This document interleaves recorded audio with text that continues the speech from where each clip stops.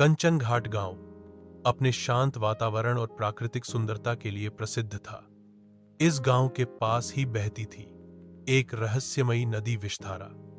यह नदी जितनी सुंदर थी उतनी ही रहस्यमयी भी। गांव वाले कहते थे कि विषधारा के ठीक बीचों बीच एक कमल खिला रहता है जो गुलाबी और काले रंग का अनोखा मेल था।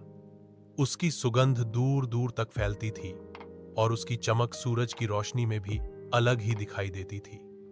लेकिन इस कमल को देखने और छूने की मनाही थी, क्योंकि गांव की पुरानी कहानियों में यह कहा गया था कि कमल के पास एक भयानक सांप पहरा देता है जो किसी को वहां जिंदा नहीं लौटने देता। गांव में रहने वाली एक युवा और जिज्ञासु लड़की थी मीरा।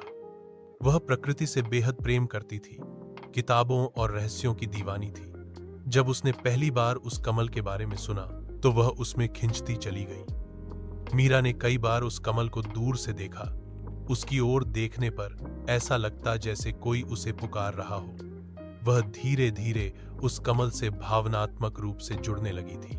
एक दिन जब मीरा नदी किनारे बैठी थी तो गांव के एक बुजुर्ग बाबा ने उसे चेतावनी दी, बिटिया, उस कमल के पास मत जाना। वो कोई साधारण फूल नहीं, एक श्रापित आत्मा की निशानी है। लेकिन मीरा का मन अब किसी चेतावनी को मानने को तैयार नहीं था। उस रात मीरा को एक सपना आया।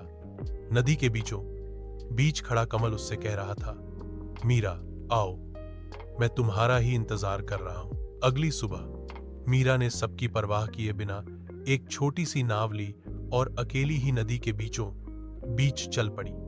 जैसे जैसे वह कमल के पास पहुंची, हवा भारी होने लगी, पानी में लहरें तेज होने लगी और तभी सामने आया एक लंबा, काला, फुफकारता हुआ सांप। उसकी आंखों में आग सी चमक थी, लेकिन उसने मीरा को काटा नहीं। वह बस उसे टकटकी लगाए घूरता रहा। मीरा डरी नहीं। उसकी सांसें तेज थीं, लेकिन उसके हाथ कांप नहीं रहे थे। उसने साहस करके हाथ बढ़ाया और जैसे ही उसने कमल को छुआ, एक तेज प्रकाश फैला। सब कुछ रुक गया। सांप तड़पता हुआ जमीन पर गिरा और फिर पल भर में उसकी जगह एक युवक खड़ा हो गया। एक तेजस्वी, राजसी व्यक्तित्व वाला युवक। मैं राजकुमार आर्यन हूं, उसने कहा। 300 साल पहले मैं एक नाग था। मुझे एक नागिन से प्रेम हो गया था, लेकिन प्रेम की सीमाएं लांघने के कारण देवताओं ने मुझे शाप दे दिया कि मैं तब तक सांप बना रहूंगा जब तक वही आत्मा दोबारा जन्म लेकर मेरे सामने उस कमल को नहीं छुएगी। मीरा स्तब्ध रह गई। वह समझ नहीं पा रही थी कि यह सब कैसे संभव है, लेकिन उसके मन में एक सुकून भी था, जैसे वह सब पहले से जानती हो।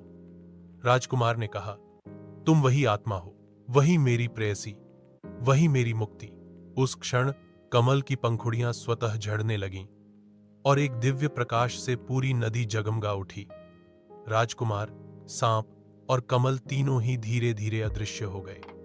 मीरा अकेली नाव में बैठी रह गई, लेकिन उसकी आंखों में अब कोई डर नहीं था। एक दिव्यता, एक तेज, एक शांति उसके भीतर समा चुकी थी। गांव में लौटने पर किसी को समझ नहीं आया कि मीरा में ऐसा क्या बदल गया है, लेकिन लोग कहते हैं कि उसकी आंखों में अब वो कमल झलकता है और उसकी आवाज में वही आत्मा बोलती है जो कभी राजकुमार की प्रेमिका थी। गांव के लोग अब उसे कमल देवी कहते हैं विषधारा नदी अब भी बहती है, लेकिन उसका जल पहले से शांत और निर्मल हो गया है। कमल नहीं है, सांप नहीं है, लेकिन उसकी कहानी अब भी नदी की लहरों में गूंजती है।